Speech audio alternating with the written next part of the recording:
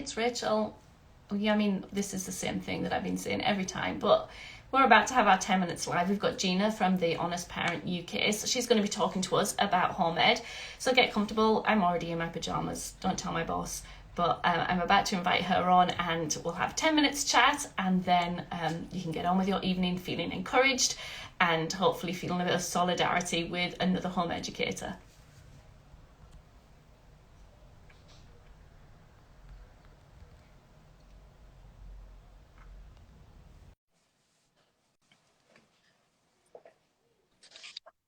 Hi! Hi.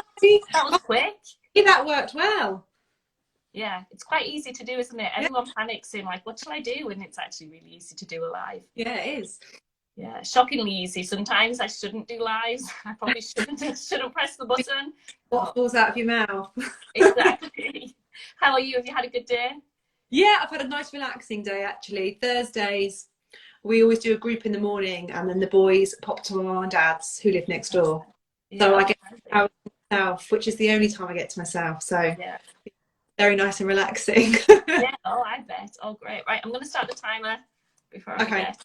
10 minutes. go. So I've already slightly introduced you, but do you want to tell us who you are, where you're from, and who you home educate?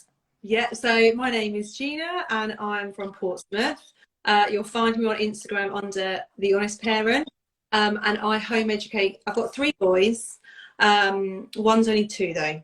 The other two are 6 and 8, and I home educate them at home. Yeah, so I love it. Yeah, now it's congratulations, isn't it? Because you've just kind of finished off, or I don't know if you can call it finishing because there's no really stop or start with home ed, but you've just come to the end of your first year of home education. Yeah, yeah, we're just coming up for our first year. So I cannot believe how quickly it's gone actually. Yeah, so I'm really interested to know kind of what it was like when you started.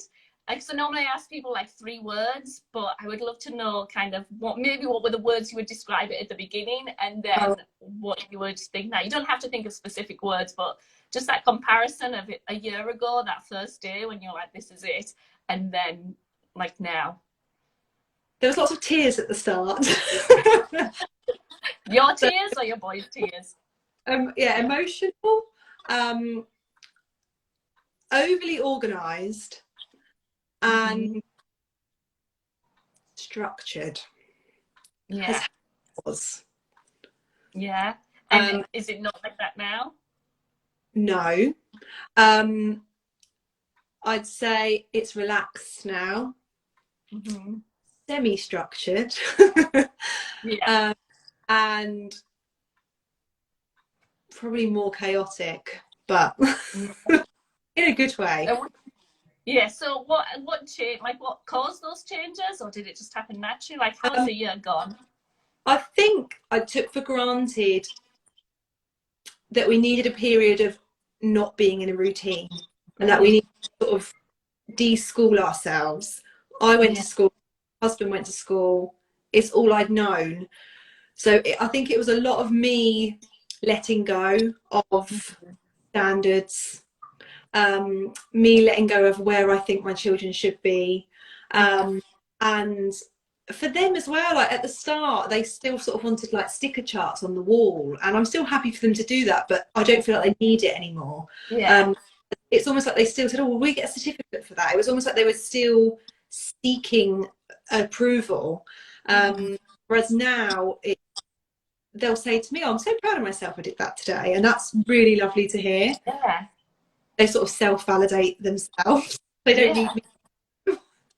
I love that.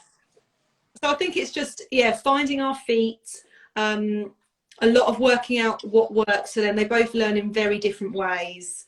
And yeah, a lot of me letting go of how much I have to be involved and guiding as well. Yeah, I'm impressed that you've got all that in a year. I'm like, I don't know, four I'm still, years in, and I'm still having to like just shut up, Rachel, stop telling him what to do, or like prompting him or saying, have you thought about this? Like, I yeah. really struggle. But that's great though. I'm really, they say that like apparently research has shown that a lot of us start off quite structured, and then we all gradually get to like a slightly more unschooling-y way. I just think that's natural because we just learn.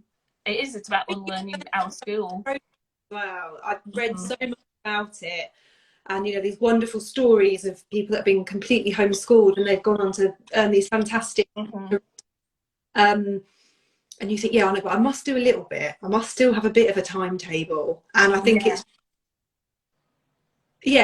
going with the process. And when you see these little snippets of learning come through, I think that's really lovely. So we've been learning about the Tudors and the pub around the corner called the Hampshire Rose, and the symbol is a rose, a Tudor rose.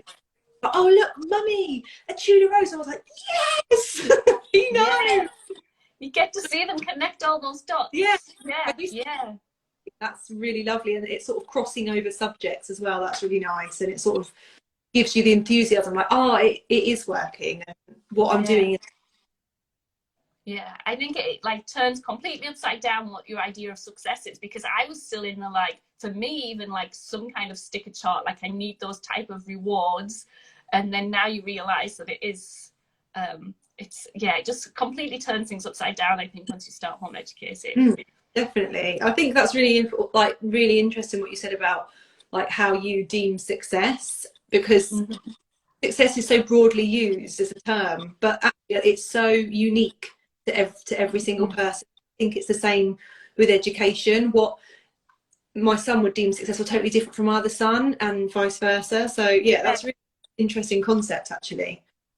Yeah. Have you seen the legislation that's come out that's all about like, we want them to have successful, highly paid jobs, is kind of, that's what the success is seen for the government.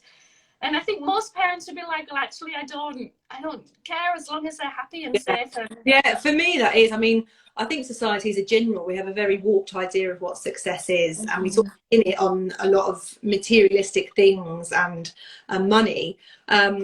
Whereas even as an adult, for me, it's being happy now. And I think a lot of my mindset was probably of that old way, because that's what you're told to.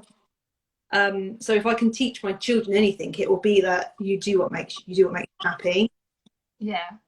So speaking of money, seeing as you say we shouldn't think about money too much, you've been part of the conversation about how much home ed costs, and just trying to be, I mean, you're the honest parent, and obviously that's clear. You're just kind of upfront about what it costs. So I knew a school before, whereas I don't have that comparison of having my kids in school. Is it more expensive? Tell me the truth. Do you know what? Interestingly, we were having this conversation today about fuel, and we just don't use nowhere near as much fuel. And I swear that I'm not doing a school run. Just that it was just that too far for us to be able to walk. So like there and back twice a day. So I actually feel like the money I save on the school run sort of accounts for a lot of stuff. I mean, we don't do an awful lot of paid things. We're a single income family, which I feel really fortunate that we are able to do. But it means that we do have to make cutbacks. And as lovely as some of these paid groups are, horse riding and all these activities, for us, we tend to access the free ones, like the home pickups, and we sort of save our money for more like trips, or we went to London last month. That was a big for us, but you forward plan the train and you get all the bargains. But I don't think it's overly more expensive, because I think it can be as expensive as you want it to be. I think you can totally tailor it to your own lifestyle. If there's a bit of money left at the end of the month, then I might think, oh, okay, well, let's get the train somewhere and do something. But like most families, we are payslip to payslip, so it is about budgeting, is about doing what works for you. Yeah, and I think it ties back to that idea of success as well, isn't it? Because is success kind of ticking off all those like horse riding and the forest school and whatever it might be, or is success being like the whole family being able to enjoy the things that they can afford without feeling like we've got to compare as well to other people? That's where I think I would probably, like, I see something and think, oh, should we be paying for that? So yeah, I think that's helpful to know that I'm not spending more money. I think, oh, I should be doing that, or that's it. And it's really, when I first started, I was so overwhelmed at how much there was available to us. Mm-hmm. I think at the start I maybe thought, you know, I bought every subscription going because I felt like I needed them all. As you go along, you think, oh, well, that doesn't work for us, and that does.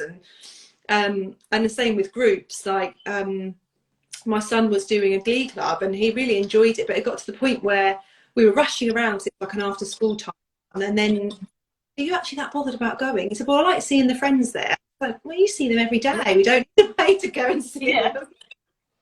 It's hard. It's hard though, is it? I think because well, it's at me anyway. I feel like, well, it's, and I don't think it's true, but I feel like it's all on me, like whether this succeeds or not. And so then you're like, well, I can't do it all, so I have to kind of buy in those other things because, like, I know that it can't just be down to me. But then you start to trust yourself in the process a bit more, and then you realise that kids, if they don't actually want to do some of the things really that we have lined up for them. No, I find that helpful. I think you do learn to trust yourself a lot more. But I think, again, like as a society, it's like, well, if we want to teach our children, we send them somewhere. So I think it still comes back to that sort of real inner thinking that education happens in one place. It has taken me a while. I believed in it. Like before I home educated them, it was like I believed in everything I was saying, but I wasn't buying what I was selling. So eventually I did take them out. It was like, I've got to get into it now. I've got to trust the process because I'm in it. Yeah, and it's hard. Like everyone I've mentioned, those I talk to, even those who've done it for like a long time, all say like, well, there's those days where you think like, where you have a wobble, or you think like, am I doing the right thing? And but I think it's totally normal, and I think the sooner you realise that it's normal, the easier hopefully you can get as well. I cry sometimes because I think, what am I doing? What have I done to myself? I had a moment like that. To remove, breathe, and then tomorrow's a new day. Yeah, but I had a moment to do it. Like, anyway, I think parenting is like that anyway, isn't it? You have those days, oh my goodness, but yeah, every day's a fresh. Yeah. I had to apologise to all my children several times today for definitely is just parenting, I think. So the time is up. It goes really quickly. Yeah, it really goes quickly. Thank you so much for talking to me and just being really transparent about finances and so on. I hope you have a really good night. You are at the Honest Parent, is it UK on the end of it? Yeah, that's it. And I know that you were more than happy for everyone to head over there and ask you more questions. More questions. Yeah. Thank you again so much, and have a good evening. Bye.